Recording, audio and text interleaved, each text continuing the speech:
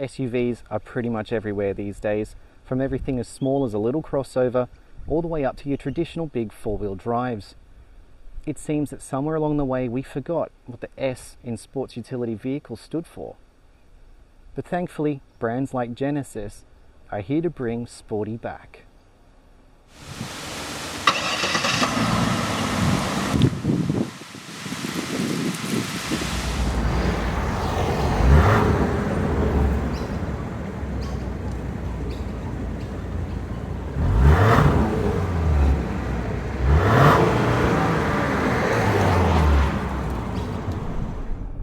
Hello viewers, and welcome back to Exhaust Notes Australia.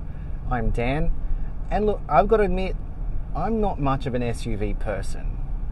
I've always been of the mind that a sedan or a wagon filled the role quite well back in the day, and still can. But of course, I guess I'm in the minority because SUVs are just everywhere. But I've been pleasantly surprised by this one from Genesis, because it's not your typical SUV. And as I said at the start, it's putting the sports back into the sports utility vehicle. And people look at this, they're not even sure. They go, is that an SUV? Is it a wagon? And I mean, really, it is a bit of both. The styling of the GV70 is really quite spot on for a sports utility vehicle. I really like the front curve that goes from the front all the way to the rear wheel arch. This is quite a good looking car, I think. And it keeps Genesis' distinct design language as well, with the twin headlights and the twin taillights. The 3.5 litre V6 twin turbo is a glorious engine. It's just got a nice little note to it, and it's definitely got some go as well. This GV70 comes with 5 drive modes, starting with Eco. You have Comfort, you have Sport, and you even have Sport Plus. And then there's a custom setting as well, where you can pretty much decide how you want the car to behave. Sport and Sport Plus just change a bit of the steering feel, suspension feel, and how the engine responds. There's definitely a lot more noise that comes out, particularly in Sport Plus. Holds onto the shifts a little longer, but certainly gives you a nice drive. And it's got some go.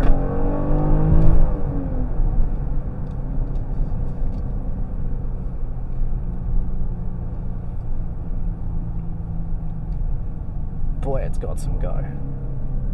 Yeah, that's the down changes.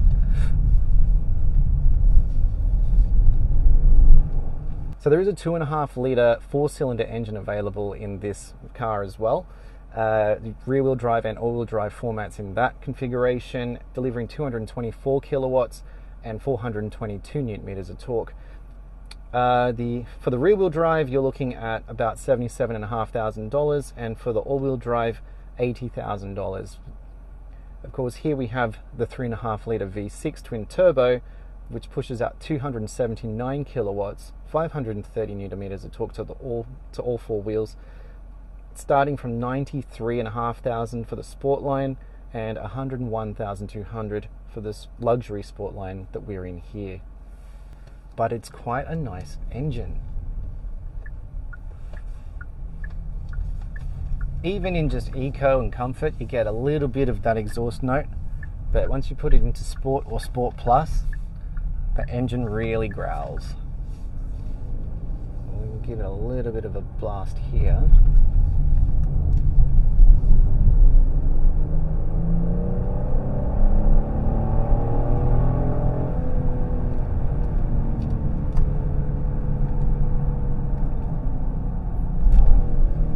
I love those downs changes. That's Sport Plus.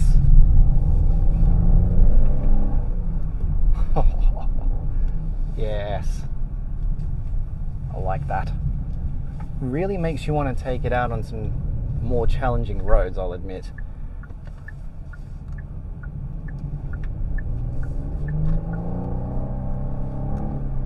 Of course, with those sorts of drive modes, you also have access to some flappy paddles just to increase the driving fun, I guess. And for an SUV riding on 21-inch wheels, then what Genesis calls the G Matrix style wheel, it rides pretty comfortably. I mean, it still is a large car, weighing in at just a tad over 2 tons. But for something that can cart the whole family around, do the shopping, do the daily drive, I think you could quite comfortably go for a road trip as well and still have a lot of fun. Heck, you'd still be able to take this for a nice little joyride on the weekend. The seats are super comfortable, really adjustable, like in every direction. That's for both the driver and the passenger, which is a nice surprise. They are heated and ventilated for the front row and heated in the rear. They have this wonderful little diamond stitching on them, and of course once you do hit sport mode, the bolsters tighten up just that little bit more as well, to make it a bit more of an event. I've also noticed that in at least the default mode, each time I change the drive mode, even if it goes back to eco or something, the seat starts massaging me. I'm sure there's a setting for that. I don't mind it, but yeah, it is a bit weird when you go into sport mode and suddenly you're getting a bit of a massage on your bottom, but it's nice. And again, that's for both the driver and the passenger.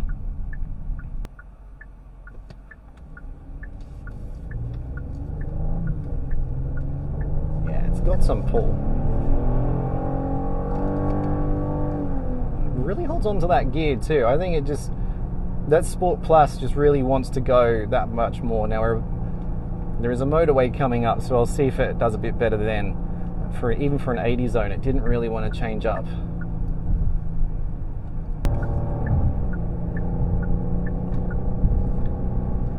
So much like other Hyundai and Genesis products, we have the blind spot cameras under the mirrors so that we can see when we're changing lanes. Always handy, particularly as I've noticed in this car, the B and the C pillars are quite massive. If I'm looking over my shoulder, I'm looking at pretty much into the B pillar here. It's quite thick. So having those cameras, I mean, I don't like to rely on technology for this sort of stuff all the time, but they are just handy to have as a bit of a backup. Now, this isn't a giant car by any means. It's big, but I have found that the second row isn't as spacious as the size of the car may suggest. Sitting back there, for me, I'm 182 centimeters tall, and just the leg room's not great. Obviously, being tall, I have the front seat set up for myself, and the driving position's fine. But yeah, I just find that the rear leg room is a little compromised, and it's fine for like little ones, but anyone sort of taller, maybe for those long trips, it might not work so well. It's still a comfortable seat, but the legroom back there is just a little on the tighter side, I would say. Little quirks, I've kind of noticed that even though it's comfortable here, sometimes as I'm sitting, my left leg will end up resting against the center console, and it's not soft where that happens. It's just hard plastic. It's certainly not a deal breaker, just something I've noticed. I don't know if they could have put some sort of padding there. I guess they don't expect that people would be sitting this way. Yeah, it's not all the time, but I have noticed that it does happen. Again, long legs, it's my problem. We have 2 rotary dials here, which we obviously have one for the transmission, which is your park, push the P button to engage park, or you rotate it left for reverse, right for drive. Directly above that, we have another rotary dial which actually activates your screen menu. It's also a touch screen, but it is handy just to have it here with this like little joystick thing. My main complaint is that they are very similar, and just on feel, you have to realize that one's got sort of straightened edges on it, and that's the one that you're gonna want to be playing around with to access the menus or anything. So just be aware of that. and it actually froze up for a second there, which is the first time that that's happened since I've had the car. The screen is really crisp and clear, very responsive most of the time, and it's standard Genesis system, which you just have all of your options there. Android Auto and Apple CarPlay are easily accessed, but you do have to plug your phone in via USB-A cable, which is in this nice little cubby here, which also has the QI wireless charger for your phone. I like the interior details. Everything's sort of got this curved appearance, which is quite nice and carried throughout the car. We've got it here in the door handles and where the speaker, some of the speaker grills are, and you have it here in the air conditioning controls. It's also echoed in the exterior profile on the side profile of the car. The door creases also feature this almost retro curve. You would find that on the side of some old 60s car. So yeah, it's a nice little touch. The dials are nice and big. By default, they have a 3D effect on them. But you can turn that off. You can just make it a flat display. It just depends what you like the look of. I don't mind the 3D effect. It's all just projected onto the screen. So, it's neither here nor there really. It's just down to personal preference. And as you obviously change your drive modes, the dials and that change as well. So obviously, usually with the Eco, it's a little bit more green looking, and by the time you get up to the Sport and Sport Plus, it's a red or an orange kind of look. Same sort of deal, and you have a lot of different screens that you can shift through if you want your distance to empty, how many liters of the 100 you're doing, where the power is going to which wheels, that sort of stuff. It's all available through here. But the quality of materials is really nice in here. Genesis have really brought their luxury game to this car, I think. It's certainly got, it feels nice. This cockpit feels really involving and sporty. On this particular one, I love the blue leather. It's not obvious, and I didn't notice it until I started speccing it up to find out which one we had, but it's a very nice bluey grey with the red highlight stitching. It's really nice. These dual cards light up at night, which is a really interesting feature, as well as the red mood lighting throughout the car, which is also, again, really nice. It all helps add to that whole sports utility vehicle thing that I touched on. And competition-wise, I was trying to think what other SUVs can kind of come up to what Genesis have done here, or who are Genesis aiming this car at? And I could only really think of the BMW X3, the Audi SQ5, and perhaps the newcomer, the Mazda CX-60, as they are a similar format, same amount of seats, 6-cylinder turbocharged engines, and would probably have that driving feel that this is trying to offer as well. Price-wise, this sits in amongst those. I mean, obviously the BMW and the Audi are going to be a little more expensive, and the Mazda are slightly under, but it's in amongst them for company, based on features, drivability, and fun factor, I guess. The thing that I suppose Genesis and even the Mazda will be coming up against is just that reputation. But you know what? I mean, I think Genesis have certainly carved their way.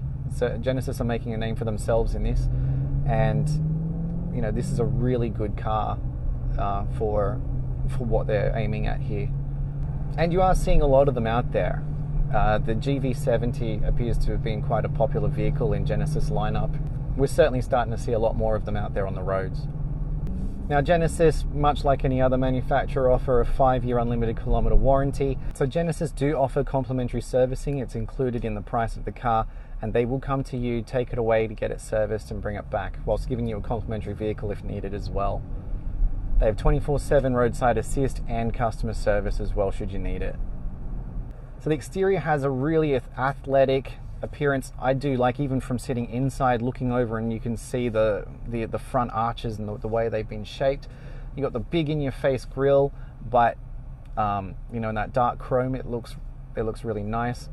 I'm a big fan of how they finished off the exhaust tips in the rear bumper as well. It's just really tidy, and something that's kind of unique to the Genesis brand at this point. Only little quirk that I'd say is, well, maybe there's two. I think the wheel style isn't everyone's cup of tea. I know we've reviewed the GV70 before, and we referred to that waffle look, you know, as something that was a little bit unique. I don't actually mind it, but I can imagine it could be interesting to keep clean. You know, that the G Matrix waffle style rim. The other thing that I'll sort of take note is the way the bonnet sits over the front headlights.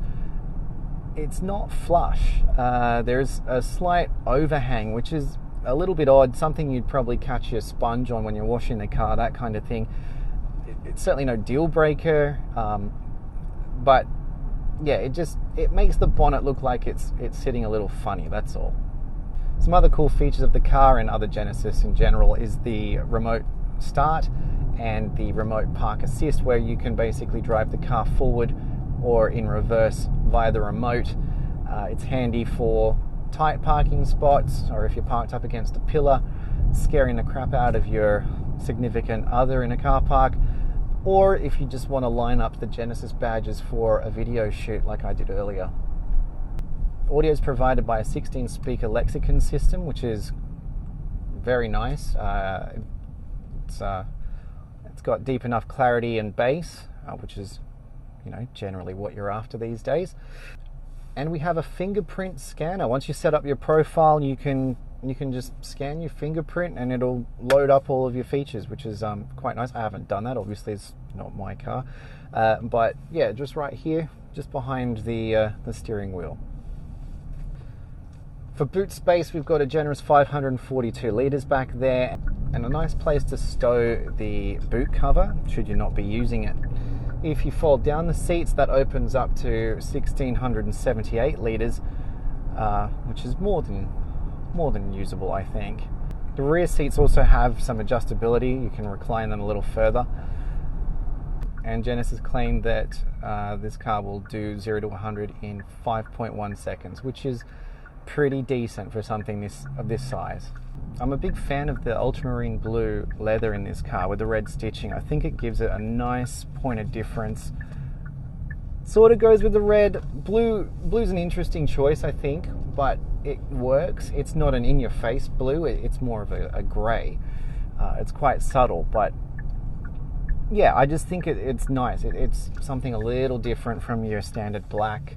Of course, the other option is that you can get Seville red, which we reviewed in a previous on the previous GV70 luxury, but that's really in your face, because basically the entire interior was red, which I think, I mean, if that's what you're after, but I think that could be a bit much for some. But it's definitely an option there for you. I'm quite a fan of this blue in any case, and yeah, I just think that this has really surprised me. Again, as I say, I'm not a big SUV fan, but this car, when they're done right, I can see the appeal. And you know, if you were going for maybe a one-car garage kind of thing, this is a very good all-rounder. It provides that higher driving position, but it's still a fun thing to drive, and it's still very practical for your family and shopping, all that kind of stuff. And as I said, you can still take it out on a weekend and go carve up some roads and have a smile on your face. I definitely think that this is one of those cars that actually ticks those boxes.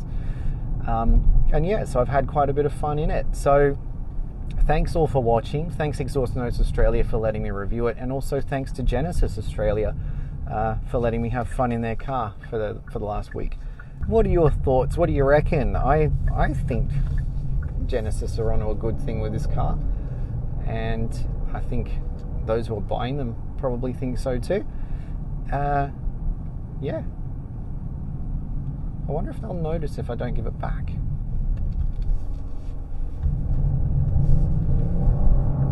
I need to find some good roads for this car, I reckon. Yeah, I think I've got to find some fun roads. See you guys.